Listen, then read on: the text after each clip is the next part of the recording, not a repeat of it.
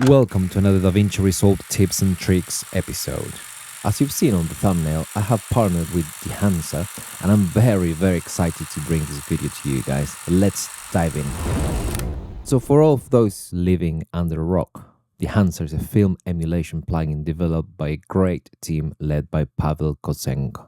As of today, it's got 63, look at all these, film emulations, both photographic and movie films, also known as negative films, and the two most popular print films of nowadays that also Davinci has built in, which are the Kodak 2383 and Fujifilm 3513. The glossy paper is more for photography, and I'm gonna talk about these two later on. And it's got loads of settings for you to tweak your film emulation look until you're completely satisfied. Now, I think you've probably seen many Dehancer reviews before, but before you click away, let me give you straight away a discount code. Here, 10% for you. Just at the time of purchasing, putting this code in and you'll get 10% discount. And also, again, there are many colleagues offering discounts at the moment, like I'm doing now, but I'm also going to give you something that no one else is giving away, and obviously for free. Yeah, if you stay tuned towards the end of the video, I'm gonna show you what I'm giving for free, and obviously in the description below you'll find the link to my coffee shop where you can get this for free and another amazing freebies. And yeah, just in the meantime, hit that bell button, subscribe, like, comment, and come round to mine for a cup of tea. Okay, whilst I leave these videos playing, a little disclaimer here. So I partnered with the guys at Dehancer, but they did ask me to be completely honest on my review, and not only that, also they asked to give them some feedback, constructive feedback, so they can keep up the good work they're doing and keep improving this amazing plugin. And I will say a few negative things, yeah, which I hope they can take on board for future updates. So yeah, let me show you how I divided these test shots that I've been showing while I was just rambling on. Let's jump to the edit page. It's just a few different categories, nothing too, again, scientific. This is outdoors, daylight, outdoors, daylight, outdoors, daylight, outdoors. Although this is indoors, but all the light is coming from outside and it's natural light, so I count this as daylight as well. These are more a bit of mixed light, but mostly controlled. This is studio, it's kitchen studio, but still some natural light is coming in. This again, some lights from the window. We had a softbox here to accentuate that light motivated by the windows. This was mostly there's a massive window here on the side in this building, and I was using a softbox to balance the negative side. So again, a bit of mixed light, and there was house lights as well. So this is mixed light, and this is proper indoors control light situation. This was shot at night, so we didn't have anything coming. So this light here is another HMI coming from the window on the same set. This is from a very famous Netflix show that I'm not gonna name at the moment. This is a very nice car. This is showing Alexa. So again, indoor controlled. This is uncontrolled, but again indoors, and really mixed, like vapor sodium lights, and yes, it was a mess, but it still looks decent. Obviously very controlled Alexa test chart, sunset outdoors vibes, which I thought it was good to test. So yeah, let's crack on. Let's jump on the color page. Let's talk quickly about my note tree. I know this this is the Dehancer review, but I'm just plugging in my product here. It just costs £5. It's like $6. It's inexpensive, but it's gonna save you time.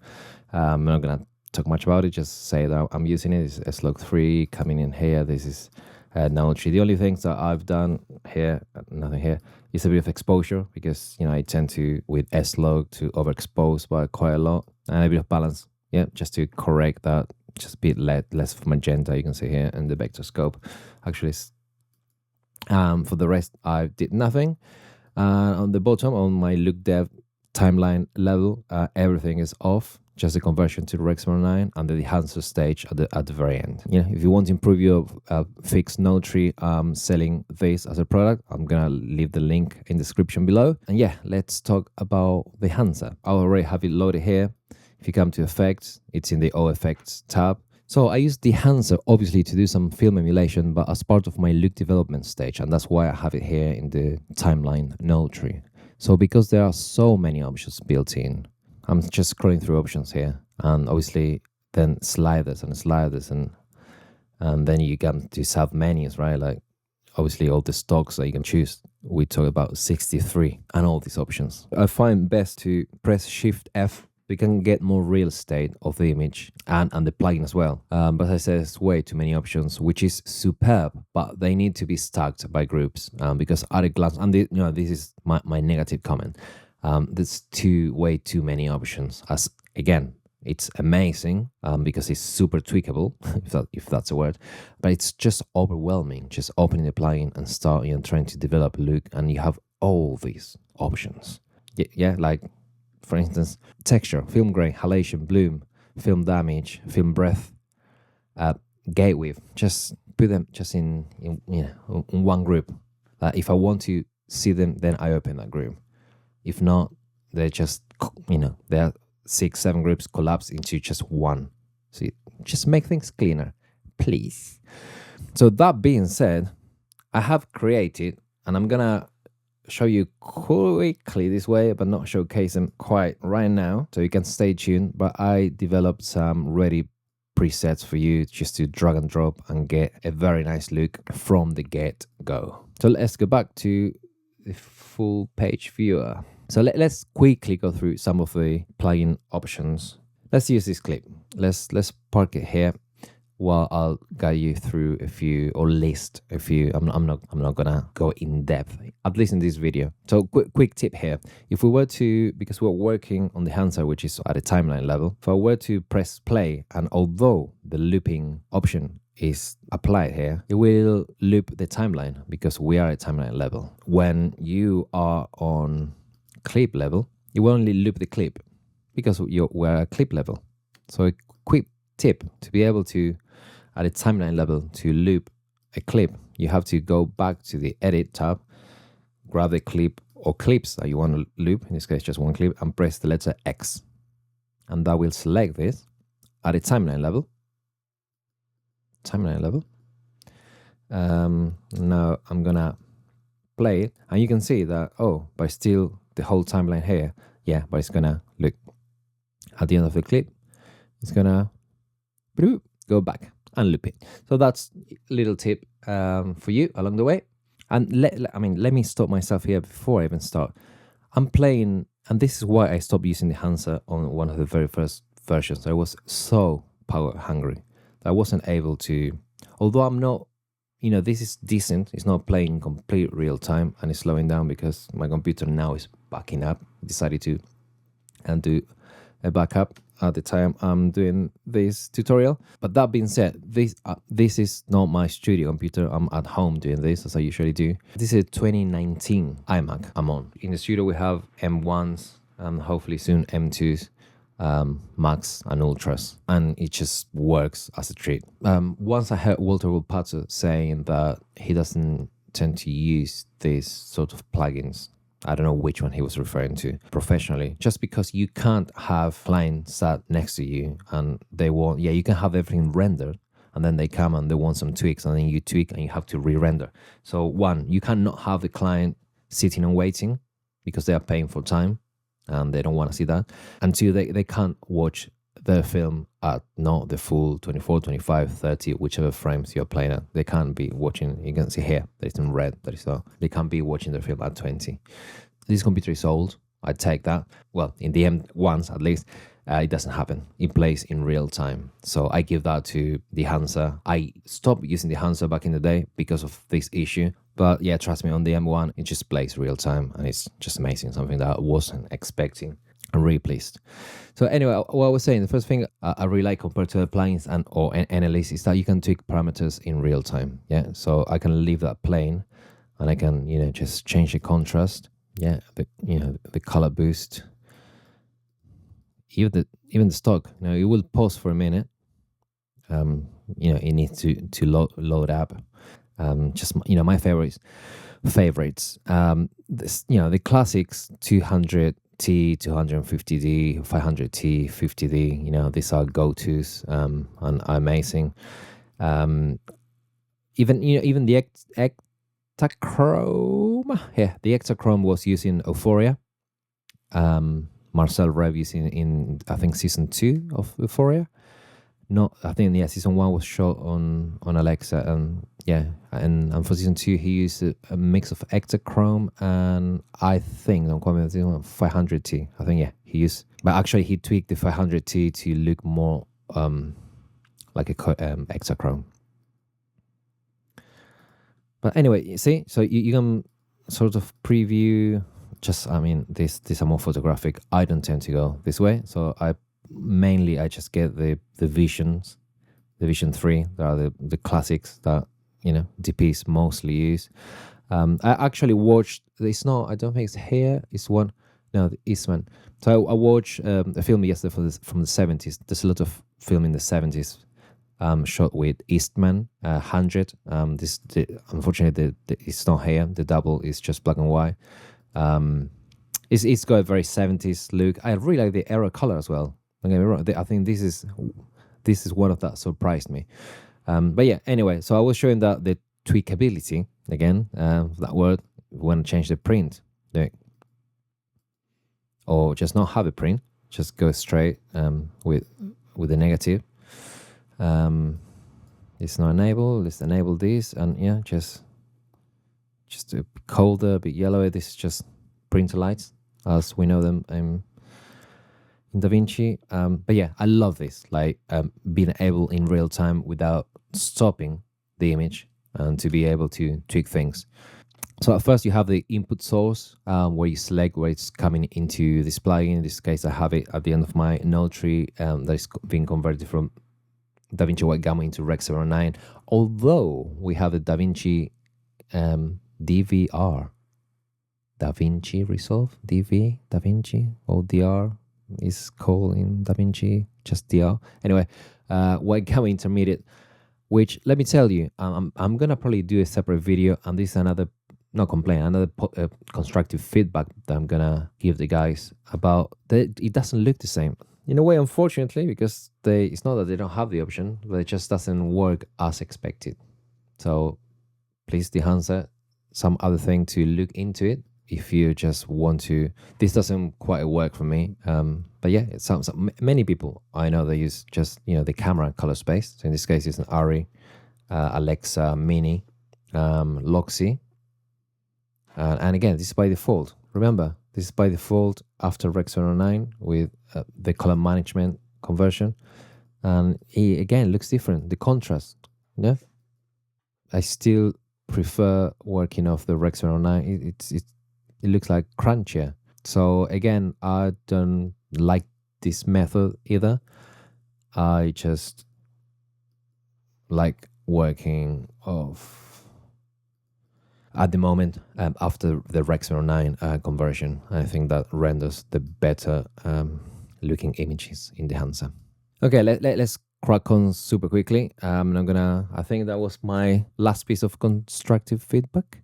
Yeah, so the film developer, you add contrast, you add your color boost. Film is where you choose your negative stock. We talk about 63 negative stock, but I just tend to use the Vision 3s plus the Ektachrome or the arrow color that I actually really like. Film compression is a white point roll-off. It's a highlights roll-off, and this is a good video to showcase that. So I'm going to disable it. So you can see probably here around the stones what it's doing. So it's compressing the highlights. Let me show you the waveform, what it does. Yeah, so it's barely touching any other, from 768 down. This is not, it's just a highlight. And then, you have, color density of that part, the tonal range, the white point limit, etc. Okay, so expand is where you limit your black and white points.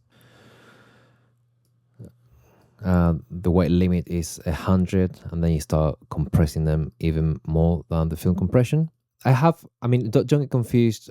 This is more to taste, but I have a whole video about broadcast safe levels. I'm gonna leave the link here, so you can check where to set your black and white point to be broadcast safe when you put a video out in the world.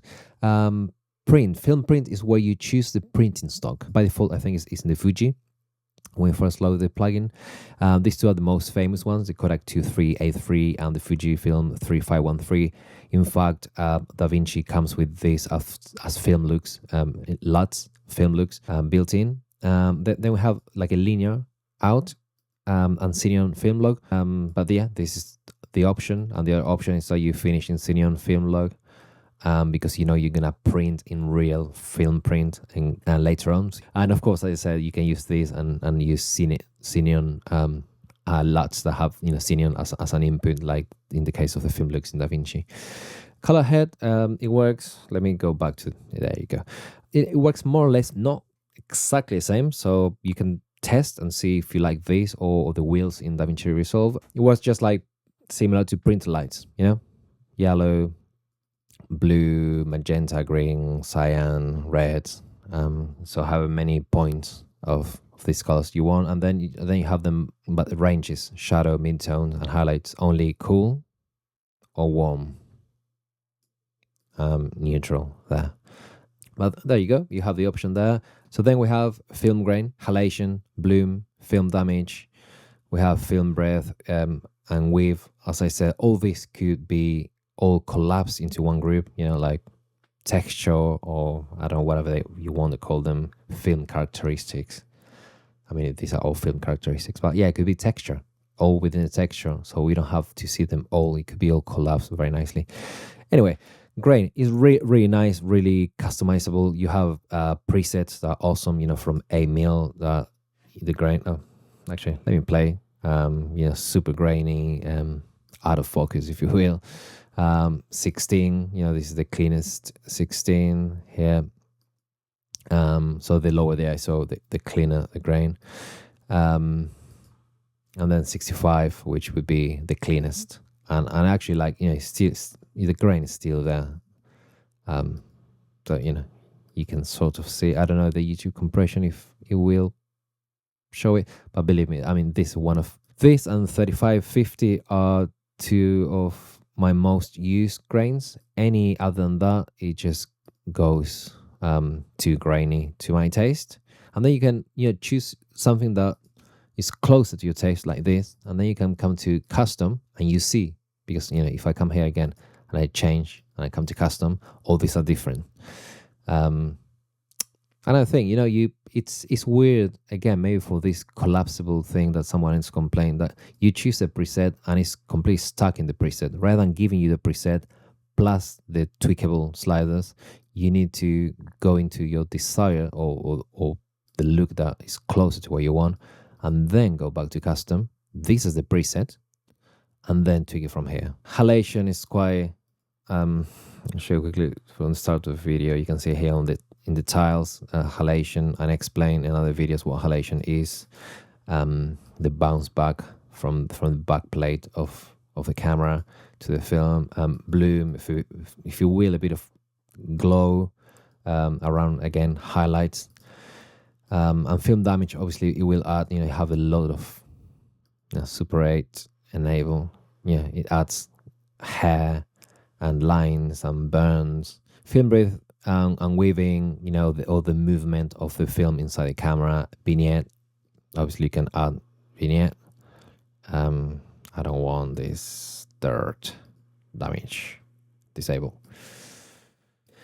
So I think it's a great plugin with a fair price point. It might be pricey for some, but if you make money, and great, and if you're a professional, this is worth it.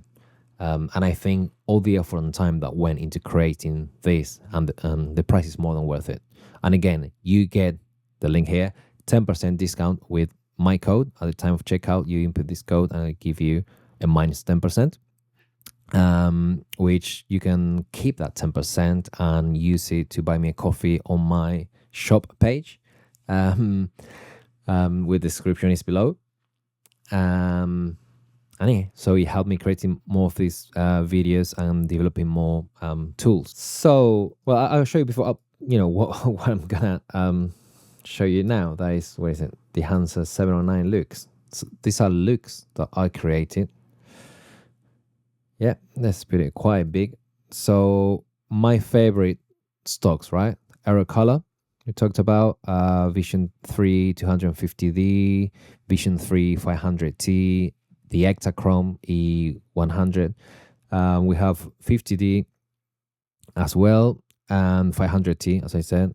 Yeah, the difference is, let's go back, three different grain strength from fine, medium to strong, and the same film stock with the two different prints, the Fujifilm 3513 and the Kodak 23A3. So these are looks that I did sort of developed. Everything's a bit tweaked. It doesn't have any weaving, it doesn't have any damage. They all have a little bit of bloom and halation. And then, I took the bit of the colors, a bit of the contrast, the black point, the white point, etc., etc. And let me show you why. Let me grab a colorful. Let me grab. This is the best representation image that we can get, at least in my timeline. So let's come here, right? Let me reset this. Let me put the Dehancer. Yeah. Let me drag it. And this is what we get by default, right? It's the Vision 3 250D. Let's grab still of what you get. And if we compare to 250, let me drop. This is my start point, and this is what the Dehancer gives you as a start point. This is not inspiring. You drop the, for me at least, it's a bit on the green side. The colors are not that, I don't know. I mean, it's a base start point, right? It's as flat or as untouched as it would be. So as I said, because there's so many options, you have to go in there and tweak and tweak and tweak and tweak and tweak. If you don't like them, you don't use them. They are free. I suggest you go download them, load them as a power grade, and yeah, see what you think. Let's play this. I mean, this is an interesting image. We have a very vibrant red. The colors are a bit, but it becomes quite filmic image, right? I do like it. I don't know. This is Dehancer and I, which is very plasticky, if you will, apart from the plastic of the jacket tastes. But yeah, I mean, more filming, right? We are emulating film. That's the whole point. But again, if I were to reset this, I don't know. I find it a bit less inspiring. Again, it's up to you. Just test it. Even that. It's so flat. It's like, I don't like it. But if I drag and drop, and actually I'm gonna drop just whatever the error with Fuji, yeah. I think it's a better starting point, isn't it? For me, at least. Skin tones are better, and obviously the strength, right? So let's bring, so you can see this is my strongest strength. And then we're in error color Kodak 23A3, and then this medium, and then this is fine, which is the one I use most of the time, just a fine grain, something organic, but it's not too overwhelming, not too distracting. Let's roll back, mine, roll back, mine. Let's get the Ektachrome, Marcel Rev in Euphoria, and then roll back. It's got a vibe. It's got a vibe that I can't find strong. I can find the default setting. So again, I developed 30 presets for you to have a nicer, what I think is a nicer starting point to start grading and trying some looks, and don't spend so much time like tweaking knobs and knobs and knobs. Just grab this, and if you like what you see, then just crack on grading. Because for me, this is the look, this look development. That's why I don't use any of these tools. I go back into my clip level, and I color match, color correct, color grade. But in terms of film emulation, this is great. So yeah, please go to my shop, download these presets. Obviously, you have to have the Dehancer plugin installed. My version is 7.01, which I believe is the latest one. I believe this should work with any Dehancer. If not, I could adapt them to future versions and keep updating on my shop. so you can come back when there's a new version and see if I updated them and download them again. I can't promise that it will work because I need to wait for a new version and see if this will update automatically. Also, last thing before I leave you to it. Yeah, this amazing. I mean, they say it to me as well. I used it a few times. It's not 100% complete, but it's most of the tools that you need and presets here on your phone. So you can download the Dehancer for iOS and take photos and videos and just process them on the fly and just post them straight away to your preferred social media platform. But yeah, let me know in your comments. If you're interested, I'm going to speak to them, see if I can get a discount code, and yeah, just go and buy it and just impress your friends in social media. So please go ahead, get yourself the plugin and my free presets and fall in love again with the nostalgic but everlasting film look. Hope you like this video and my presets. Please hit the bell, subscribe and like and share the love. And yeah, as I said before, come around for a nice warm cup of tea. Bye.